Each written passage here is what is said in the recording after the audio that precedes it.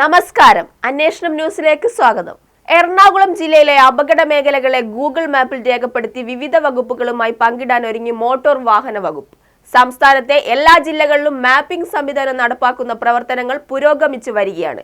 2019 മുതൽ 2021 വരെ നടന്ന അപകടങ്ങൾ വിലയിരുത്തിയ ശേഷം കൂടുതൽ അപകടങ്ങൾ നടക്കുന്ന മേഖലകൾ രേഖപ്പെടുത്തി അപകടങ്ങൾ കുറയ്ക്കാനുള്ള നടപടികൾ സ്വീകരിക്കും. മോട്ടോർ വാഹന വകുപ്പിന് പുറമെ പോലീസ്, പൊതുമരാമത്ത് വകുപ്പ് എന്നിവർക്കായിരിക്കും വിവരങ്ങൾ ലഭ്യമാകുന്നത്. 3 വർഷത്തിനിടെ 5 അതിലധികമോ അപകടങ്ങൾ നടന്ന സ്ഥലങ്ങൾ കണ്ടെത്തി മാപ്പിംഗ് നടത്തും.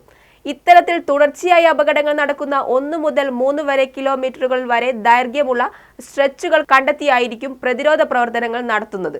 മേഖലയിൽ തുടർച്ചയായി അപകടമുണ്ടാക്കാൻ കാരണമെന്തെന്ന് പരിശോധിക്കും. അപകട കാരണം റോഡിന്റെ അപാകതയോ ഭൂമിശാസ്ത്രപരമായ കാരണങ്ങളാണോ എന്നും പരിശോധിക്കും. ആദ്യഘട്ടത്തിൽ ഉദ്യോഗസ്ഥർക്ക് മാത്രമായിരിക്കും വിവരങ്ങൾ ലഭ്യമാകുന്നത്. പൊതുജനങ്ങൾക്ക് വിവരങ്ങൾ ലഭ്യമാകുന്നതിനായി ഗൂഗിളിന്റെ അനുവാദം ആവശ്യമാണ്.